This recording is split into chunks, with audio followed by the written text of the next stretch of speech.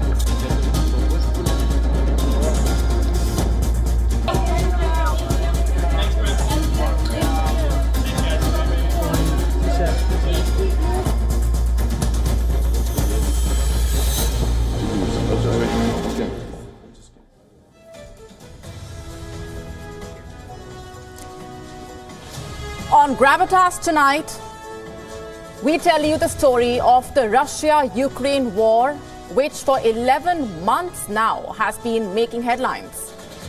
When the war started out, the West wanted to leave no stone unturned to show its solidarity, to support Ukraine, to arm it. But over 300 days later, the story is not the same. The West is not the same. Its unity has seen cracks. Its leaders have faced questions. And tonight, the biggest question staring the Western leaders in the face is, are they tired of this war? Just how far are they willing to go now to support Ukraine? Has war with fatigue started setting in?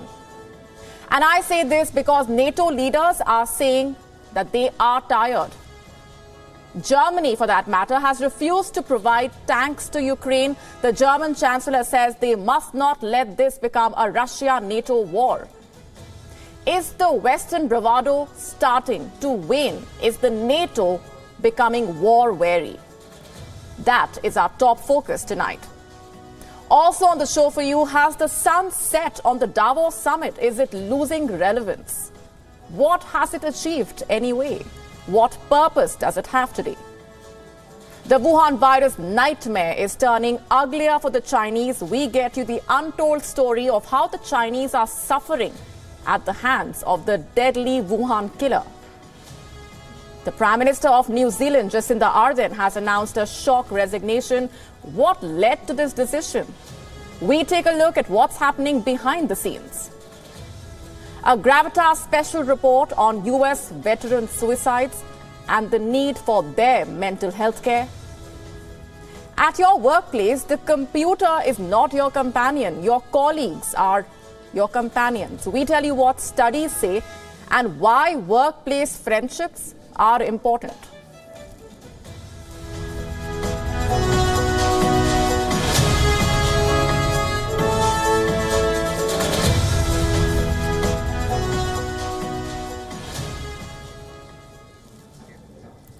The 24th of February 2022, this date is etched in the memory of every Ukrainian.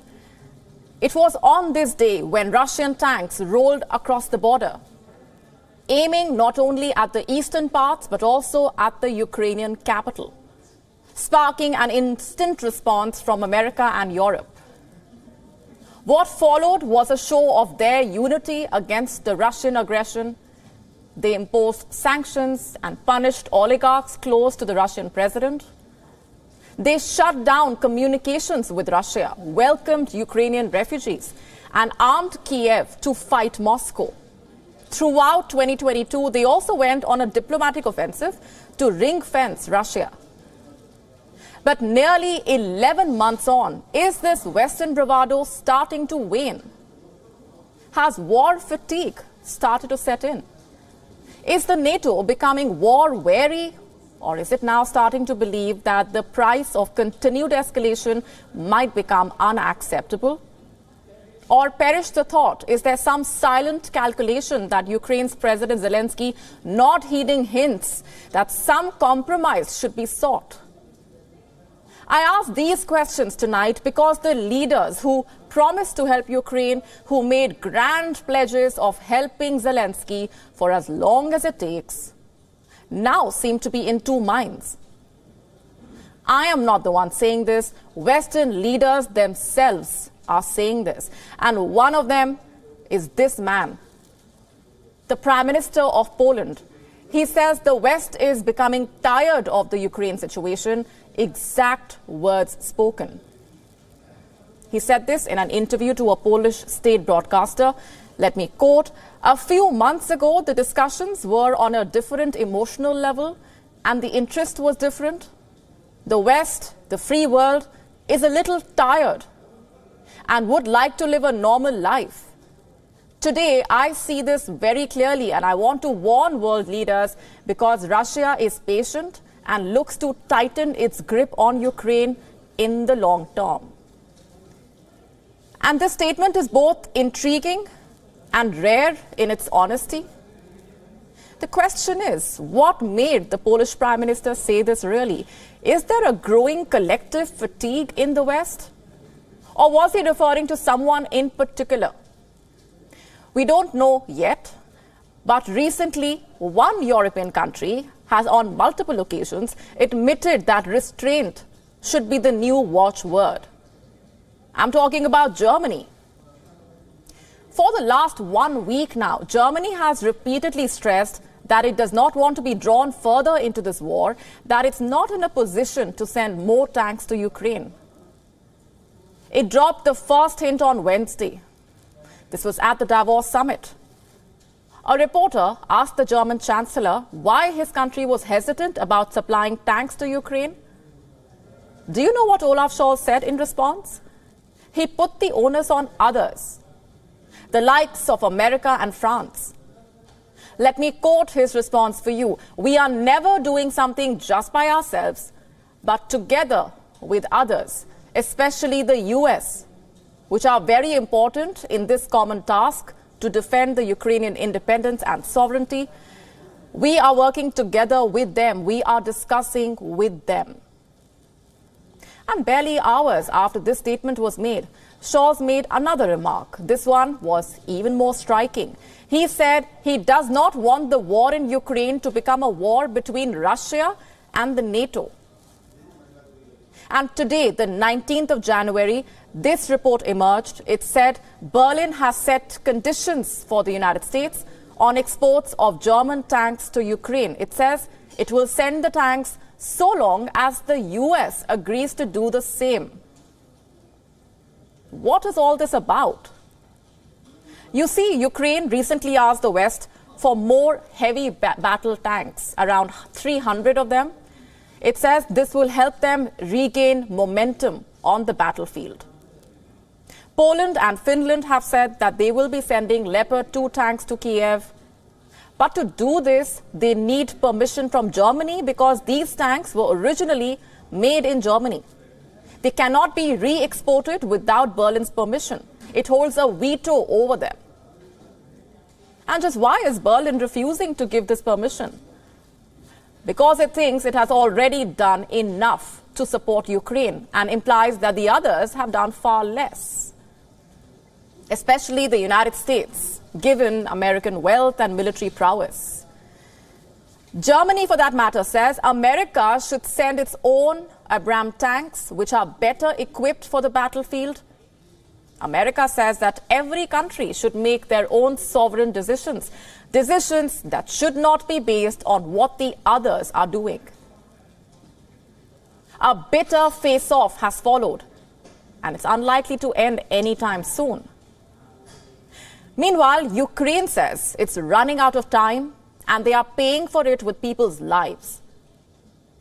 This entire episode is tragic to say the least, and it only highlights the kind of internal disagreements that have beset the corridors of power in the West. How the West may have succeeded the compassion test on Ukraine, but it may fail when it comes to dealing with the real challenges. The question is there an explanation for this change in the mood? Why are these divisions even emerging? And there are a host of reasons for this. To start with, this war has been going on for 11 months. It has turned into a complex and protracted slog with no clear outcome or end in sight. No one will admit it, but the fact is that the West is slowly running out of both weapon stocks and patience. And reason number two, Europe has started getting plagued with multiple crises. At the top is high inflation leading to strikes and general public discontent. Plus, the Wuhan virus is not going anywhere. And these problems are undermining the West's support to Ukraine. Reason number three, divergent interpretations and views. You see, not every country wants to ostracize Moscow and prohibit trade with Russia. Not every country wants to impose sanctions on Russia. Many of them still need Moscow to meet their needs. And this difference of opinion is now getting starker and wider. The fourth reason is domestic politics, of course. After 11 months of this war, most people in Western nations say they want their leaders to focus more on the internal issues, issues which they say have been sidelined as a result of this war. A recent poll in the U.S. gives you an idea. It was conducted by YouGov. It asked the American citizens which issue should be Joe Biden's top priority. Inflation received 38% of the votes, energy crisis 12%, healthcare 15%, racial divide 8%. And what about the war in Ukraine? Only 8% of the voters said that this should be a priority. And what does that tell you? That not just the Western leaders, but the people have also become wary of the war. They want their governments to focus on their problems and not Ukraine's problems. It is this fatigue that is making military aid to Ukraine a complex task, to say the least. And guess what? This fatigue is precisely what the Russian president is counting on. He hopes that the voters will punish their leaders for worrying about events in Ukraine instead of problems cropping up at home. And here's hoping NATO has sensed this. And he is hoping that NATO has sensed this. And even if it has, will it be able to do anything about it? We have our doubts. The annual World Economic Forum Summit started this week in Davos. Every year, prominent business delegates and government officials gather in the Alps. They meet under the banner of forging ties that can help solve global problems and crises. They aim to set the priorities for the year ahead. But how successful are they? Because this glitzy exercise at Davos has gone a little out of touch. More and more people are now asking this question. Just how relevant is the WEF summit? Let's first see what exactly happens at Davos. The summit brings together some 3,000 paying members, among whom are investors, business leaders, political leaders, economists, celebrities, journalists. In the past, Davos has been used as a location for pivotal international diplomacy. From what it's said, leaders are able to break tensions in the town. Delegates attend panels. Speeches are made inside the Congress Center. But much of the action occurs outside. The heads of state and corporate hotshots conduct bilateral meetings on the main promenade of Davos. Shop fronts and restaurants are taken over by companies and countries, and they become venues for parties and discussion panels. The relatable factor of the summit has been fading for a few years now. But this time it seems more divorced from the reality than ever before. A war in Europe is deepening the divide in the world economy. It is the WEF's first winter meeting in Davos since 2020, and economic heavyweights are playing by different rules now. A lot has changed. They are facing rising geopolitical risks. Companies are moving supply chains closer to home. Strategic stockpiling has picked up pace. And corporate executives who once preached free trade are appearing increasingly wary. Amid all this, the Davos summit seems like just another fancy talk shop. The WEF has its own arguments. It says the conference allows decision makers to zoom out and join hands. Now, you might disagree with me, but it sounds like a euphemism for partying, or at least like a forefront to give an impression that compounding global crises are being addressed. Just look at what the world leaders are battling right now. The after effects of the Wuhan virus pandemic, the soaring cost of living, climate change, food insecurity, and may I remind you, the war in Ukraine. The Davos mission has been facing heavy damage for the last 12 months. Since Russia's invasion of Ukraine, more than 1,000 Western companies have curtailed operations in Russia. Russia was Europe's top energy supplier, but most of the European countries had to cut ties with it, and they paid a hefty price for this. The WEF itself had to freeze relations with Russia after hosting its politicians and officials for years now. Tensions between the world's two superpowers, the US and China, now loom even larger, especially as Beijing ramps up the military exercises aimed at Taiwan. China's zero-COVID policy has also scared away companies and investors. Many still remain wary even after restrictions were rolled back rapidly. During the last 2 years, the richest 1% scooped up nearly twice as much new wealth as the rest of the world.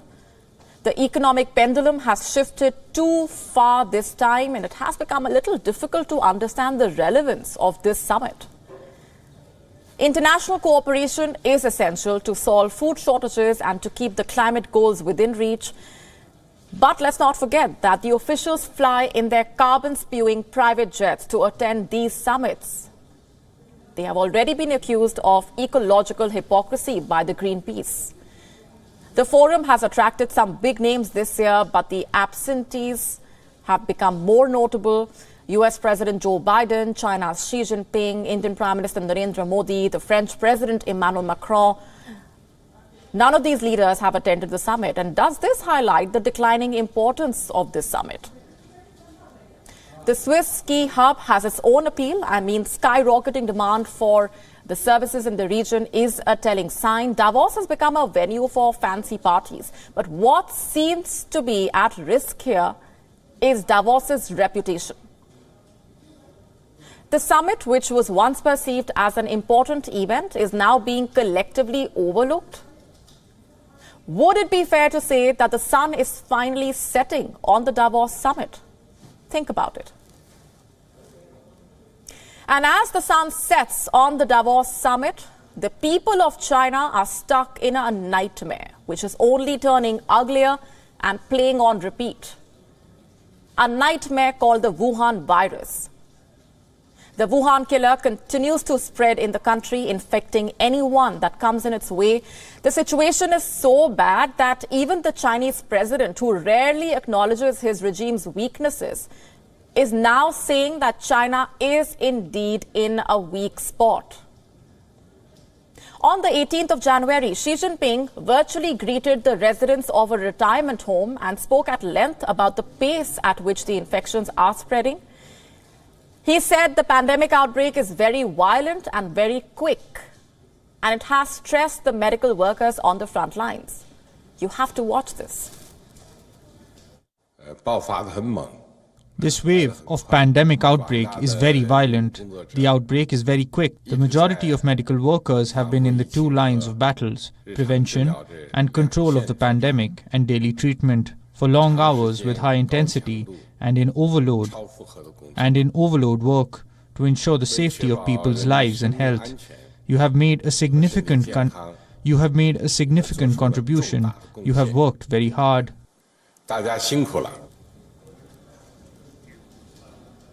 And this statement was followed by another. In another video call to the local officials, Xi Jinping said that he was worried about the situation in rural China, in the hinterlands, which is ill-equipped to deal with this virus. Let me quote from his exact statement. "We must improve medical care for those most vulnerable to the virus in the rural areas.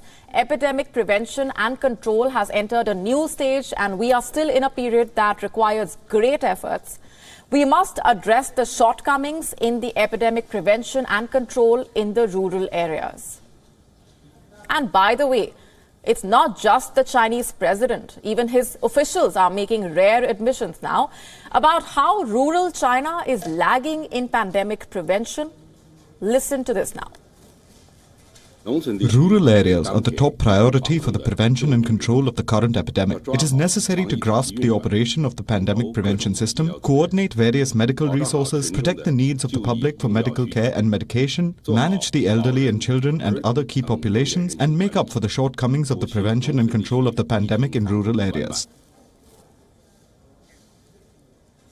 Just how do we perceive such remarks?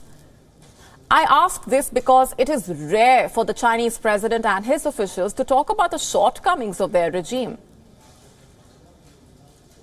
Over the years, they have tried to project a pleasant image about the state of affairs in China, more so during the Wuhan virus pandemic. So when Xi Jinping talks about lapses in China's preparedness, questions are bound to be asked. What made Xi Jinping say this? Is it the fear of another wave of protests? It certainly seems like that. Have a look at this headline on your screen now. Chinese citizens, especially those who have lost their relatives recently, are becoming increasingly angry over the government's failure. They are slamming the authorities for failing to protect the elderly. Reuters has carried a detailed report on their plight and the anger on the ground. And let me quote from some of the most telling statements. The first one is of a high school teacher who lost her 85-year-old father to the virus. And here's how she expressed her grief. We wanted things to open up, but not to open up like this. Not at the expense of so many elderly people, which has a huge impact on every family. If only they used the resources used for controlling the virus for protecting the elderly. That's not all. Statement number 2, this one is of a marketing agent. She lost 2 grandparents and a great uncle to this virus. She says, and I'm quoting, "It should have been a very solemn and respectful situation. You imagine it like that, but in fact, it felt like queuing up in the hospital. I'm not saying reopening is not good. I just think they should have given more time for preparatory work." We have another statement. This one is of a Beijing resident who lost 4 relatives to this virus. He says, and I'm quoting, "People have not had the opportunity to say farewell to their loved ones. If we cannot live a decent life, we should at least be able to have a decent death. It's very sad." It indeed is sad. Which is why many Chinese citizens are now taking the COVID-19 fight into their own hands. A report by the Straits Times saying many Chinese citizens have given up on the authorities. They are using social media now to facilitate donations and secure urgent medical supplies to those in need. Basically, they are trying to figure out how to survive on their own because the efforts being made by their government are clearly not enough. It is truly a tragic state of affairs. The Chinese government has stopped serving the people are now serving themselves. And our thoughts go out to them. On to New Zealand now. The Prime Minister, Jacinda Ardern, has resigned. And her decision has come as a shock to the world. Ardern was one of the biggest global success stories. She altered the face of politics. But after a challenging 5.5 years in office, Ardern says her time is up. That she has nothing left in the tank, quote unquote. Listen to what she said. This summer, I had hoped to find a way to prepare not just for another year, but another term, because that is what this year requires. I have not been able to do that.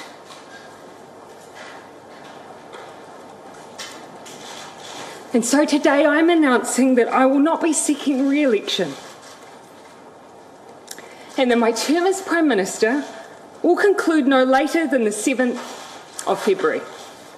I know what this job takes, and I know that I no longer have enough in the tank to do it justice. It's that simple. Ardern burst onto the global scene in 2017. She became the world's youngest female head of government at age 37. She was also a global icon for the left-leaning politics and, more importantly, of women in leadership roles. During her time in office, she campaigned towards making tertiary education partially free, tackling child poverty and decriminalizing abortion. Ardern has also called out blatant sexism in politics. After meeting the Finnish Prime Minister last November, she dismissed the reporters on their misogynistic comments. Ardern was never afraid to break the mold. She became the first Prime Minister since Pakistan's Benazir Bhutto to have a baby in the job and take maternity leave. I was really sad when I woke up in Davos and heard about the resignation. Jacinda has done an incredible job for New Zealand. She's positioned us internationally. She's led us through significant crises in New Zealand. She's got a major economic and social policy legacy. It's a sad day for me to see her go. Ardern had a glorious term as Prime Minister. She seemed to be at the peak of her career, but her popularity waned domestically. Some questioned how long she would remain in power. Despite her high global profile, Ardern's Labour Party slid in the polls. It was hurt by rising living costs, growing crime, concern about social issues. The party faces a stern test in the general election. Ardern says she cannot run for another term, and she made it clear during her announcement. I know there will be much discussion in the aftermath of this decision as to what the so-called real reason was. I can tell you that what I'm sharing today is it. The only interesting angle that you will find is that after going on 6 years of some big challenges, I am human. Politicians are human. We give all that we can for as long as we can, and then it's time. And for me, it's time. And as Ardern said, experts have their own theories. They say that Ardern stepped down to give the Labour a chance to refresh, to reposition itself ahead of an election in October. But it might backfire. The Labour's weak standing in the polls may discourage the party's best potential leaders. Throwing their hats in the ring so soon before an election could worsen their chances at the ballot box. Ardern's resignation can also give an unexpected boost to the Conservative National Party. Ardern's successor inherits an economy gripped by stubbornly high inflation and workforce shortages. The health sector that has been exhausted by the pressures due to COVID-19. According to the Reserve Bank of New Zealand, the country will be in recession when it goes to the polls in the month of October. But before that, the lawmakers have a bigger decision to make. Ardern's term as leader will conclude on the 7th of February. A Labour Party vote for a new leader will take place on Sunday. The race for the top seat of the country is now between these Labour Party lawmakers. Chris Hipkins, Kiri Allen, Michael Wood and Anaya Mahuta. The vote will tell who will hold the country's reins until the October election. I want to now talk about an issue that's plaguing the United States. I'm not talking about the Wuhan virus infection spike, not even inflation. I am talking about the U.S. veterans' suicides. I want you to look at these numbers. These are the numbers for war veterans in the U.S. 6,146 suicides in 2020. 125,000 deaths by suicide since 2001. 20 consecutive years with 6,000 plus veteran suicides. Suicide is the second leading cause of deaths in veterans under the age of 45 in America. And let me say this again. I'm talking about war veterans in the United States, the ones who protected their land of the free and the home of the brave.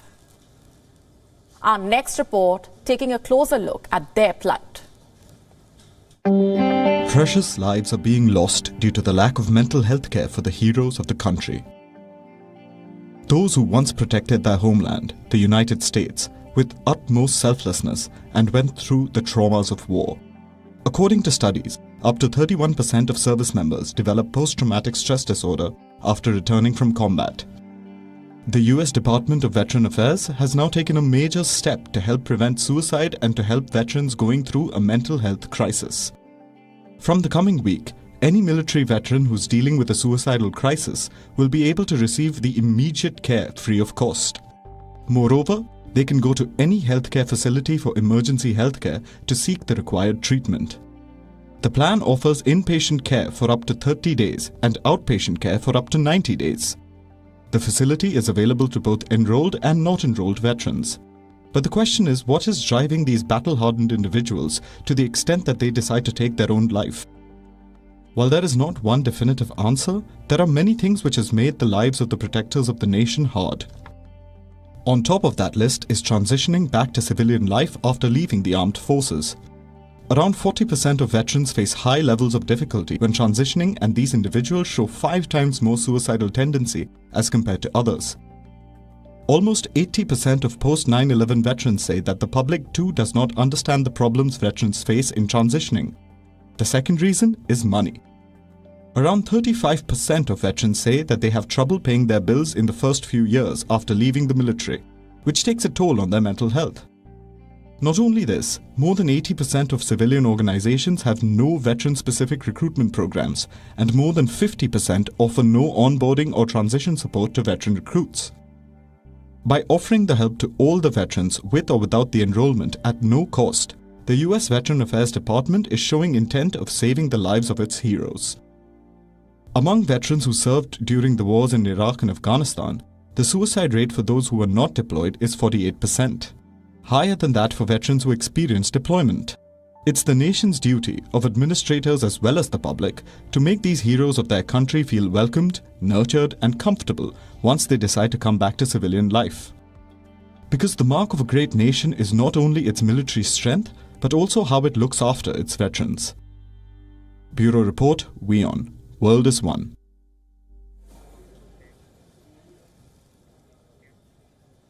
At a time when the airline industry is dealing with turbulent times and the impact of the Wuhan virus pandemic continues to make its presence felt, what would you think the priorities of an airline at this time should be? Smooth passenger traffic, strengthening the staff strength, ensuring that pending issues are ironed out, that the staff's concerns are addressed? Well, that sounds like an ideal scenario, but the times we live in are far from ideal. I want to now talk about a story which is making headlines for all the wrong reasons. I'm not talking about the government of a country or its politics or a change in guard. I am talking about an airline, Malaysia's flag carrier. You know why it's flown into turbulence? Because of a survey. What kind of survey? Have a look at this. This is an online survey that the airline has put out, asking its customers for their opinion. You know what this survey is all about? Nope, it's not about passengers' concerns or feedback on the airline services. It is about the uniform of its cabin crew. You heard that right. The airline wants its customers to share their opinion on whether the uniform should be, quote-unquote, refreshed to make it more modest. And the airline has landed itself in the middle of a raging controversy. Let me read out what this survey says. As Malaysia Airlines represents not only Malaysia but also our values as a nation, are you in favor of us putting a more modest twist to the iconic kabaya? The options are listed as yes, make it more modest, no, keep it as it is. It then asks the customers to provide more details on the reasons. And then it goes on to ask, are you in favor of us making changes to the design of our iconic kabaya to give our female cabin crew the option of donning a hijab while serving on board both domestic and international flights? The airline says in the survey that its uniform is arguably the most recognizable Malaysian kabaya locally and internationally. The airline wants the customers' inputs on whether it should steer away from the kabaya uniform and choose a more modest and practical uniform for the crew members. I'm quoting, would you like to see our crew move away from the kabaya and opt for more modest and practical uniforms such as that donned by other airlines? It quotes, pantsuit, skirt, jacket. It then goes on to ask, do you have any ideas on our uniforms that you would like to share with us? For those who might be unaware, the kabaya is regarded as an iconic uniform. It has been worn by the airline stewardesses for decades now. It includes Malaysian elements like the local flowers in the design. This survey has triggered a heated debate. There are two sides, one that supports the move, while others say the current uniform is an icon of Malaysia. But aren't there more important things to worry about, is what they are wondering. Why is this even happening? This issue, by the way, is not just triggering debate now. The modesty of the cabin crew uniforms of Malaysian-based airlines is something that has found itself being discussed even in the parliament there. In 2018, by the way, the then Transport Minister Anthony Loke was asked if revealing clothes can ensure safety of air travel. There have also been demands to let the Muslim stewardesses don the hijab. Anthony Loke had said the design of the uniform is based on the policies set by the airlines and that he will be discussing the matter with the management of the airlines. Cut to present times, the uniform is now at the center of a survey. The survey is in the middle of a raging debate, and the airline has landed right in the middle of a heated controversy.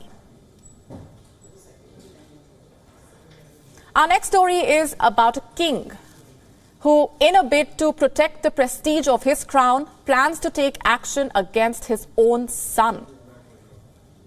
I am talking about King Charles and his younger son, Harry. The differences between the two could soon spill over in public. Courtesy Harry's memoir, Spare. How exactly? You see, in the memoir, Harry has also painted a full portrait of King Charles as a father, an insight into his life as not just a royal, but as his parent. And some of the details seem to have irked the king. In fact, reports say he is so furious at his son that he is planning to punish them. And I'm not saying this, royal observers are saying this. They say that Charles is outraged at some of the details provided by Harry, and he is working on a plan to bring him to task. Robert Jobson is a British journalist and broadcaster who co-authored a book on the life of Princess Diana. He says the king has evolved a strategy to stop Harry from quote-unquote crossing limits in rage and bring him back on track. The question is, what exactly is he upset over? If reports are to be believed, certain remarks about the king's second wife, Camilla, the Queen Consort of the UK, it is well known that Harry and Camilla never got along well. But in his memoir, the words that Harry used to describe Camilla have royally upset the king and his close aides. One word in particular, dangerous. That is how Harry described Camilla, not just in the memoir, but also in a subsequent interview. But in his memoir, the words that Harry used to describe Camilla have royally upset the king and his close aides. Let me quote his exact remarks. She was the villain. She was a third person in the marriage. She needed to rehabilitate her image. The need for her to rehabilitate her image, that made her dangerous because of the connections that she was forging within the British press. And there was open willingness on both sides to trade information, and in more ways than one, But there are so many egregious comments and revelations from Harry that his father does not know where to start. And by the way, it's not just Charles who has expressed his disappointment. Harry's sister-in-law, Kate Middleton, has also royally slammed her brother-in-law, and she has apparently accused Harry of betraying his own family.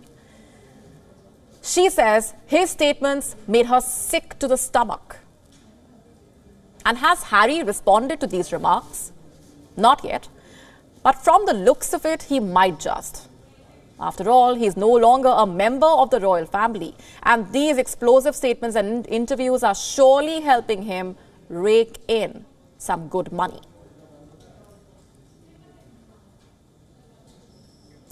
Let me now ask you a question. Are you often glued to your computer screen when you're at work, busy finishing those tasks, meeting deadlines, and the moment the hours are over, you are out of the gate?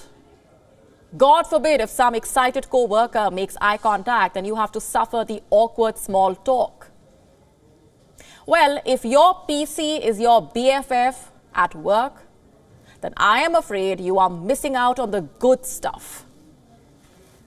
Yes, it stands true even if you are an introvert or a selectively social person. Youngsters are all about the grind. The hustle culture seems to be thriving. For years now, they have been told to follow their passion, give their everything when it comes to work. You might disagree with me, but given a choice, they would happily prioritize their work over the people that they work with. Socializing has taken a back seat, and at this point, people are simply failing to understand the value of contacts, of establishing and nurturing meaningful connections at work. And why is that so? Some cannot bear the awkwardness of first interactions. Work talks are supposed to be formal, and many struggle striking the right balance. Stay too aloof and you become the office snob, the so-called unapproachable one. But if you mingle a little too much, co-workers are quick to call you an oversharer or the gossip monger. So what does one do? And is it really worth all that effort? Would it not be just simpler to clock in those hours, do your work, head back home? Psychologists and other experts would disagree. In fact, multiple generations of researchers who were mostly Harvard undergraduates conducted a study on contentment. They compiled more than 80 years of data and interviewed thousands of working people over the years. And their findings suggest that what we do for a living is important, but whom we do it with carries even more weight. They make the case that work relationships are far more important than we think. And why not? Many of us spend most of our waking hours at work after all. It is a pretty important source of connection for many people. The study found that many people drew more happiness from their colleagues instead of their work. In fact, the happiest man of the experiment never achieved his dream of becoming a writer. He became a teacher instead.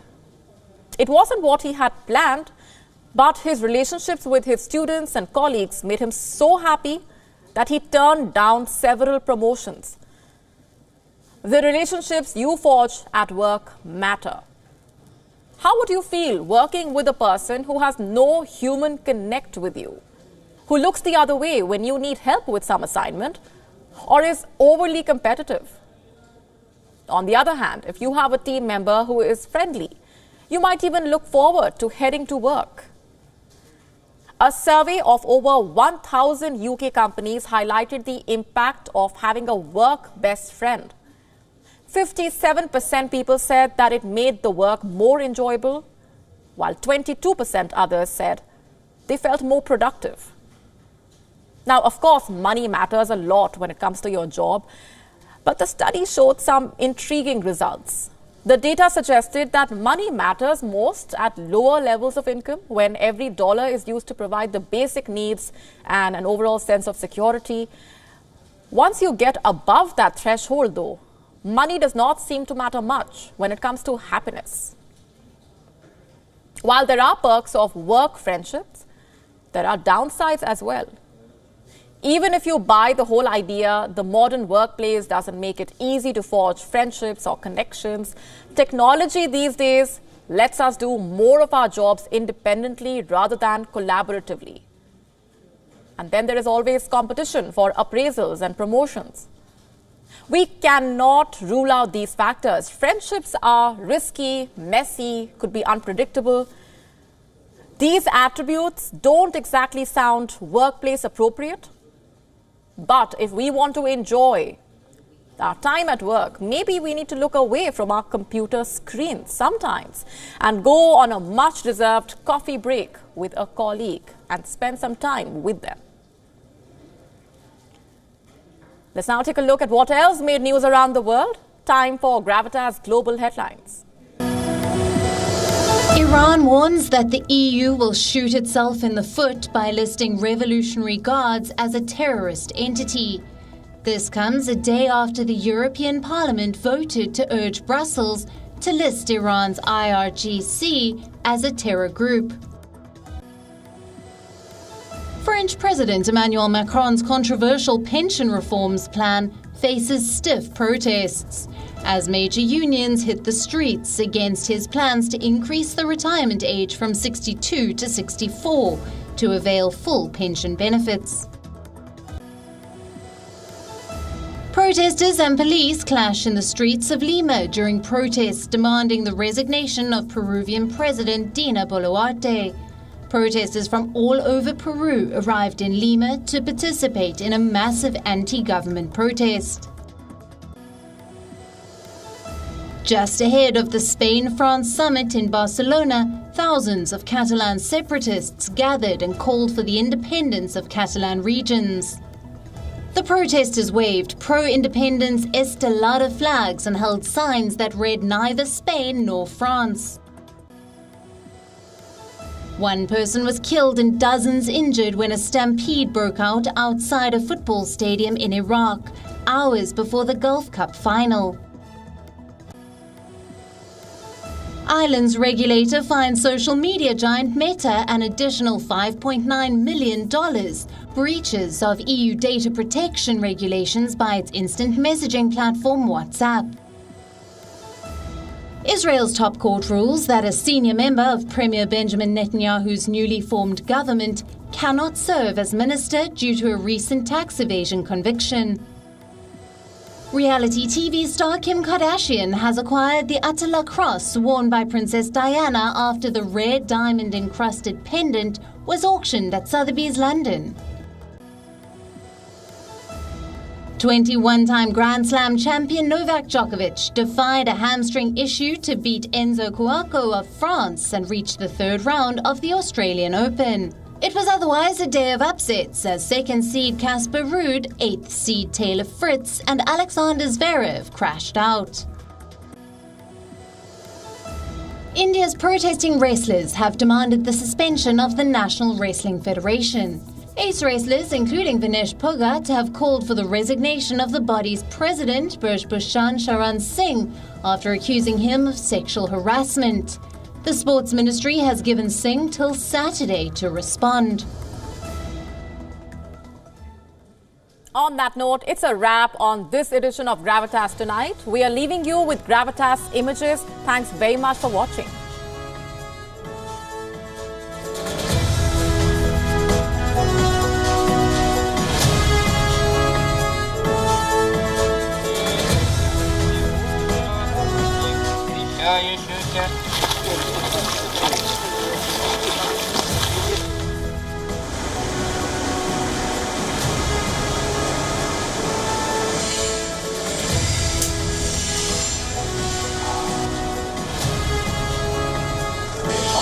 Không có